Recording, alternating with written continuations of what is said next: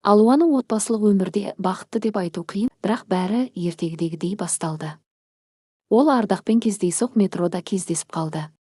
Әйел жергілікті ауруханада акушер-дәрігер болып жұмыс істейді. Жұмыстан кейін үйіне қайтып бара жатқан еді. Вагонға кірген кезде ол бос орын жоқ екенін білді, сондықтан ол шаршап шалдығып, қабырғаға сүйеніп көзін жұмды. Тіпті вагондағы күңгірт жарық оның көзін ауыртты. Басы қатты ауырып тұрды, сәлден соң аяқтарын ұстай алмай құлап қалатындай көрінді. Алуа перзентханада жұмыс істеді, сол күнгі түні кезекшілік қиын болды. Оларға бір уақытта 6 босанғалы жатқан әйелдерді әкелді, ал ол сол күнгі жалғыз кезекші дәрігер еді. Сондықтан ол бәрін жалғыз қабылдауға мәжбүр болды. Таңертең ғана аз уақыт отыра тұруға мүмкіндік туды. Оны алмастыруға келген дәрігер оның қалғып отырған күйін көріп, Алуа Сарсенова, мен келдім, енді үйіңізге барып демалыңыз деді. Ол оянды, бірақ ұйқысын аша алмады. Метроға дейін әрең жетті, сол жерде шамалы ұйықтап аламын деп үміттенді. Бірақ оның ойлағаны болмады. Барлық орындар бос емес екен. Бір кезде оны біреудің түрткенін сезді. Мүмкін сіз мына жерге отырасыз. Пойыз келесі станцияға тоқтау үшін жылдамдығын баяулатқан кезде сіз құлап қалатын шығарсыз деп қорқып тұрмын. Алуа шаршаңқы көзін ашты. Оның жанында бос орынды көрсеткен сүйкімді жас жігіт тұрды. Отырыңыз, әйел бейтаныс адамға ризашылықпен қарап, баяу орындыққа отырды. Сізге көп рахмет деді де, бірден қалғып ұйықтап кетті. Алуа ұйықтап қалып, аялдамасын өткізіп аламын деп алаңдамады, өйткені ол соңғы аялдама жақта тұрды. Сондықтан оның аялдамасына келгенше ұйықтап алуға 25 минут уақыты болды. Ол тағы да өзіне орын берген ер адамды есіне алды. Бұл әлемде әлі де мырза жігіттер бар екен ғой деп ойлады. Бірақ көп ұзамай күнделікті күйбең тіршіліктен ол туралы мүлдем ұмытып кетті. Бірнеше күннен кейін оның кезекшілігі тағы да түнгі ауысымға түсті. Ол сол күні тағы да алдындағы бейтаныс адаммен қайта кездескенде оның таңданысында шек болмады. Ол оған күлімсіреп, мен сізге орын алып қойдым. Отырыңыз деді. Алуа жауап ретінде күлімсіреп алғыс айтты. Бұл жағдай бірнеше рет қайталанды.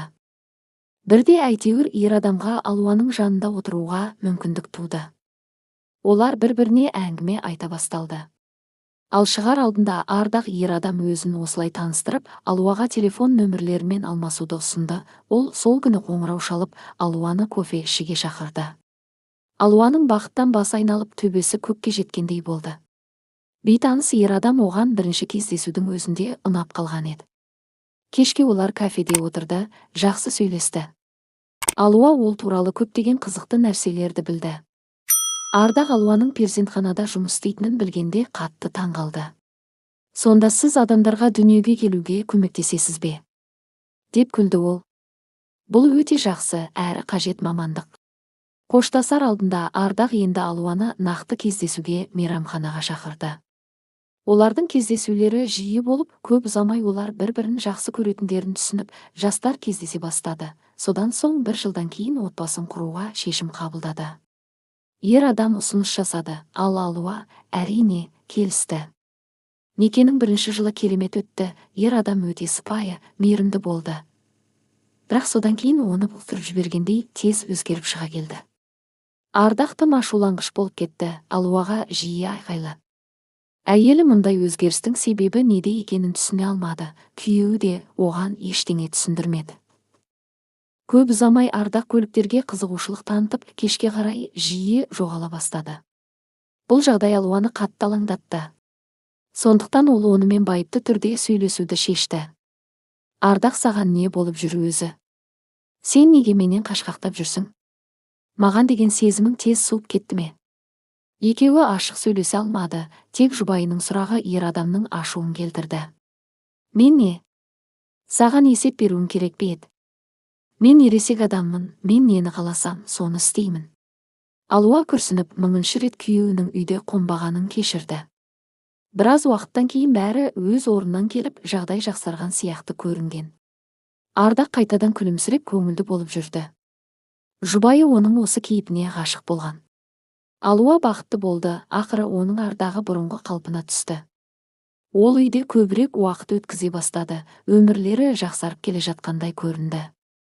Бірақ бұл жағдай ұзаққа созылмады. Көп ұзамай ер адам өзіне марқұм атасынан гараж мұраға қалғанын білді.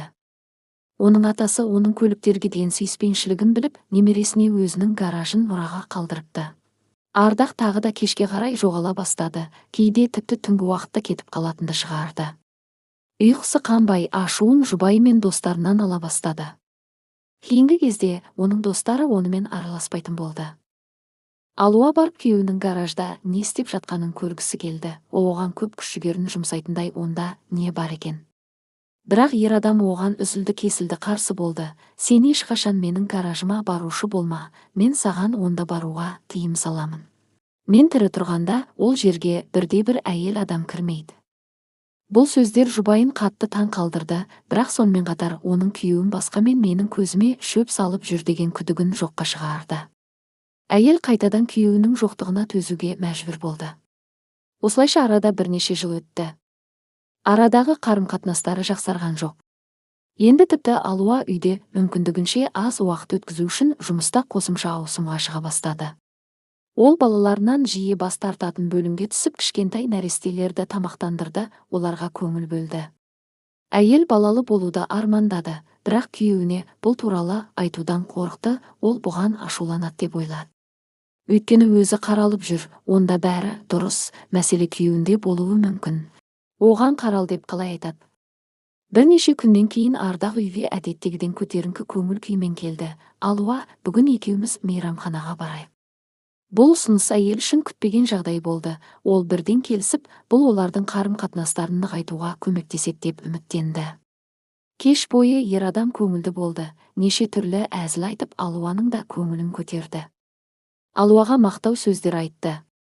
Алуа онымен балалы болу туралы сөйлесудің сәті келді деп шешті. Бір таңқаларлығы, Ардақ бұл ұсынысты жақсы қабылдады. Мен де тезірек балалы болуды армандаймын. Мен біздің сен сияқты әдемі қызымыз болғанын қалаймын, ал ол мені ақырын құшақтап әкешім деп атайтын болады. Қаралу керек болса қараламын, онда не тұр деді. Сондықтан Алуа бұл істі кейінге қалдырмай, келесі күні бірден бастап кетті. Бірнеше апта бойы екеуі қайта тексерістен өтіп ем қабылдады. Ер адам әйелінің жанынан 1 минутқа да кетпеді, оны алақанына салып күтті. Ал Алуа жүкті екенін білген күні бәрі қайтадан өзгерді. Ардақ гаражға қайта барып, бірнеше күннен кейін ғана оралды. Ол осыған дейін бұлай ұзақ уақытқа жоғалып кетпеген еді. Осы күндер ішінде Алуа жылап, жұбайына не болды екен деп алаңдады. Ол күйеуінің тыйым салғанына қарамастан гаражға барғысы келді. Бірақ ол оның мекен-жайының қайда екенін білмеді. Сондықтан оның Ардақты күтіп, онда бәрі жақсы екеніне сеніп, отырудан басқа амалы қалмады. Ер адам бірнеше күннен кейін шаршап шалдығып, көзінің асты қап-қара болып, аштықтан келгендей үйге оралды. Алуа оны бірден үстел басына отырғызып, тәрелкеге хош иісті сорпа құйып беріп, өзі үстелдің қарама-қарсы бетіне отырды да, оның тамақты аштықтан келген адамдай жеп жатқанын байқады. Бұл жерде бірдеңе дұрыс емес, оған шынымен де бірдеңе болған деп ойлады Алуа, ол неге қатты шыққан. Ол күйеуімен абайлап сөйлесуге тырысты. Ардақ жаным, сен не, осы үйде болмаған күндер ішінде ештеңе жемедің бе? Ыстық сорпаның тағы бір тәрелкесін ішіп жатқан ер адам басын шайқады. Бірақ бұлай болмайды ғой, деді Алуа алаңдап, сен мына түріңмен ұзаққа бармайсың. Мүмкін сен ақыры маған не болып жатқанын айтарсың. Мен саған қатты алаңдаймын. Ер адам қасықты үстелге қойып, аузын сүртіп, әйеліне қарап, сорпа өте дәмді болды деп алғыс айтты. Содан кейін ол орнынан тұрып, жатын бөлмеге барып, бірден ұйықтап қалды. Әйел үмітсіздікке салынды, бұрынғы Ардақтың жоғына да қалмаған. Енді оған қуанышты жаңалықты қалай хабарлауға болады? Ол бұған мүлдем қуанбаса ше. Алуа күйеуінің оянуын тағатсыздана әрең күтті. Ардақ, біздің жолымыз болды. Менің аяғым ауыр. Ол ер адамның қуанғанын көріп, жеңілдем алды. Ол сөзсіз қуанды. Бұл керемет жаңалық қой. Мұны міндетті түрде атап өту керек. Мен қазір тез арада дүкенге барып келейін, торт, тәтті сусындар әкелейін. Ардақ әйелінің бетінен сүйді, бақытты күймен дүкенге жүгірді. Содан кейін Алуа таң қалды. Жұбайы қай ақшасына зат сатып алмақ болды. Өйткені оны бір ай бұрын жұмысқа көп келмегендіктен жұмыстан шығарып жіберген еді. Ол одан ақшаң бар ма деп сұрағысы келді, бірақ ол кезде ол үйден шығып үлгерді, ал ұялы телефоны кіреберістегі шкаф үстінде қалып қойыпты. Менен сұрамаса, демек ақшасы бар шығар. Мүмкін басқа қосымша жұмыс тапқан шығар деп ойлады әйел. Ол Ардақтың келгенін күтіп келген соң одан бәрін сұрауға шешім қабылдады. Арада жарты сағат өтті, 1 сағат өтті келмеді, 2 сағат өтті, ер адам ақыры үйге қайтып келмеді. Алуа түні бойы жылап, таңға жуық қана ұйықтап қалды. Оны ұйқысынан телефон қоңырауының даусы оятты. Бір белгісіз нөмірден хабарласып жатыр. Әйел қоңырауға жауап бергенде, ол тұтқаның ар жағынан тек бір адамның дем алған тынысының даусын ғана естіді. Сөйлесеңізші, мен сізді тыңдап тұрмын деп Алуа қобалжып жауап берді.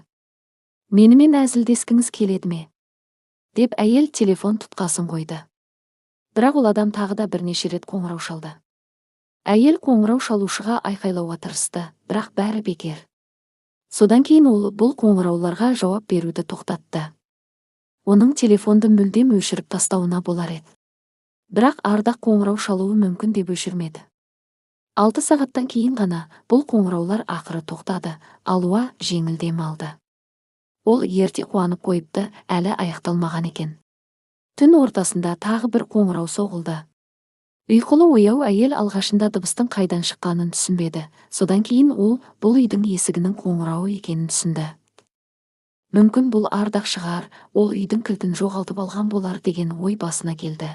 Бірақ ол есікті ашпас бұрын есіктің кішкентай тесігінен қарады. Есік алдында ешкім болған жоқ. Бұл ойнап жүрген кішкентай балалар шығар деп ойлады әйел. Ол шаршап төсегіне қайта оралды. Қалған түнгі уақыт тыныш өтті, бірақ таңғы 8-де біреу тағы да есік қоңырауын басты. Алуа тіпті шошып кетіп құйып алған шайын төгіп ала жаздады. Бұл жолы ол есіктің тесігінен қарамай, бірден ашты, бірақ есік алдында тағы да ешкім болмады. Әйел кіреберіске шығып баспалдақтың жоғарғы, төменгі жағына қарады, бірақ күдікті ештеңе болмады. Айдар, бұл сен бе? Егер бұл бұзықтықты сен жасап жүрген болсаң, онда маған сенің ата-анаңмен сөйлесуің керек деп ол айқайлады. Айдар деген 14 жасар көрші бала. Ол өз жасындағы балалар сияқты өте бұзық, ешкімді тыңдамайтын ашушаң бала болды. Үйдің тұрғындары оның жаман мінез құлқына жиі шағымданады, бірақ Алуа ешқашан оның еркелігімен бетпеп келмеді. Неге екені белгісіз, енді оның кезегі келген сияқты. Ол ашуланып пәтеріне қайта кірді. Қоңыраулар күні бойы тоқтаған жоқ. Кешке қарай әйел қатты шаршады, жатып алып жылағысы келді. Бірақ ол сезімнің жетегінде кетпей, өзін қолға алуды шешті. Одан да таза ауаға шығып серуендегенім жақсы, кішкене ойым бөлінеді деп ойлап, ол күйеуі екеуі ылғи серуендегенді ұнататын үйдің жанындағы саябаққа барды. Естеліктер толқыны бойын биледі. Бір кезде ол орындықтардың бірінің жанында адамдардың үймелеп тұрғанын байқады. Олар біреуді қоршап алған. Шамасы біреу ауырып құлап қалған сияқты. Алуа сол жерге тезірек баруға асықты. Ол жай ғана акушер болса да, дәрігер болғандықтан алғашқы көмек көрсете алады. Әр қадамын басқан сайын оның аяғына тас байланғандай ауырлап жүргізбей келеді. Ол адамның үстінде қызыл күртешесі бар екенін байқады. Бұл Ардақ сияқты. Күйеуі үйден шығып кеткен күні соны киіп кеткен болатын. Алуа бұл оның күртешесі екеніне 100% сенімді болды, өйткені ол оны өзі сатып әперген. Әйел бұл оның күйеуі емес, басқа біреу, жай ғана оның күртешесін киген басқа адам болсыншы деп дұға етті, бірақ Құдай оның өтініштерін естімеді. Орындықта қатты соққыға жығылған Ардақ жатты. Сау тамтығы қалмаған, аузынан қан ағып жатты, ер адам ес-түссіз күйде болды.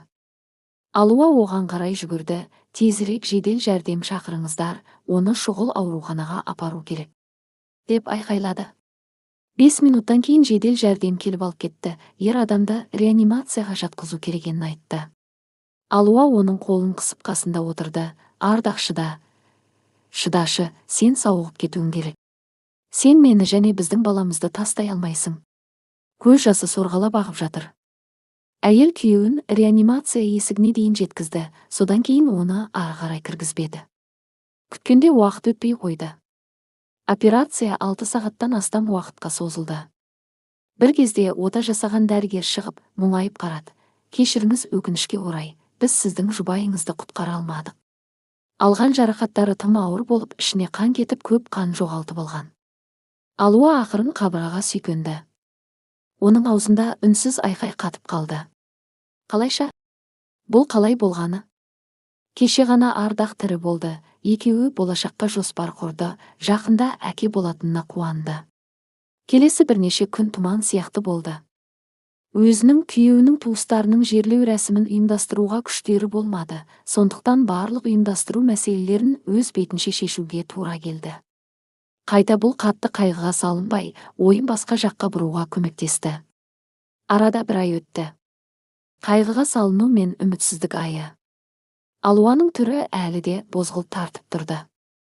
Жүктілік кезінде қаралып жүрген дәрігері оған: Алуа, иә, мен сіздің басыңыздан не өткенін білемін, сізді түсінемін.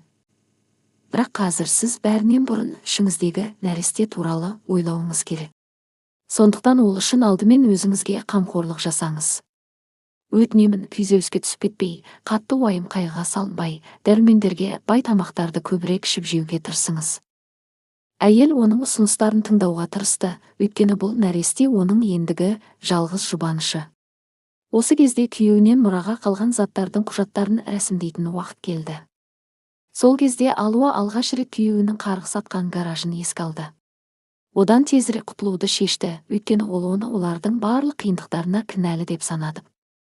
Ол күйеуінің құжаттарынан гараждың мекен-жайын біліп алды.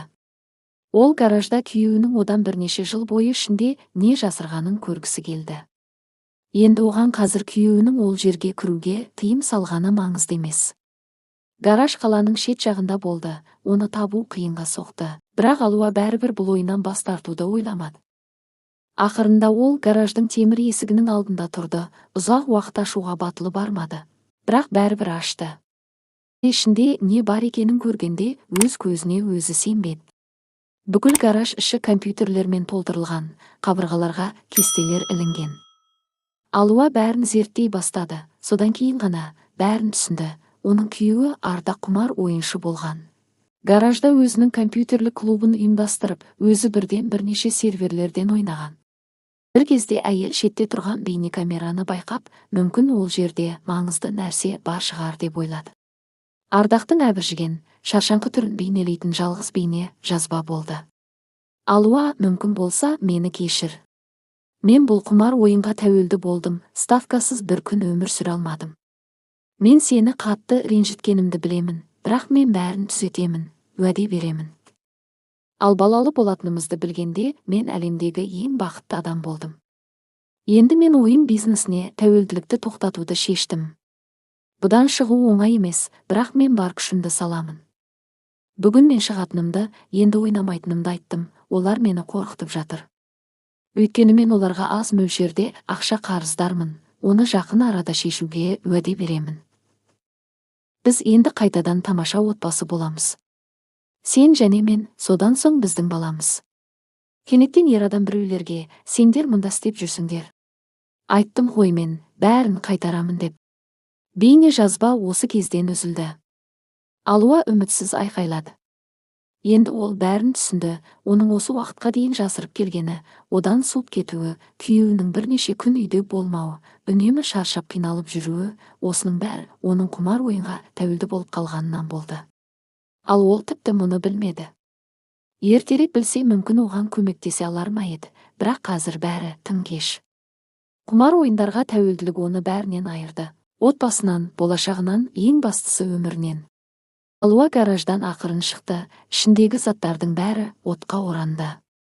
Ешқандай із қалмас үшін бұл жерді өртеу керек. Әйелге мұның бәрін білгені өте қиын болды, бірақ ол енді мықты болу керек, өйткені оның жүрегінің астында кішкентай нәресте бар. Ол үшін қанша қиын болса да өмір сүріп өткенді ұмыту керек. Соңы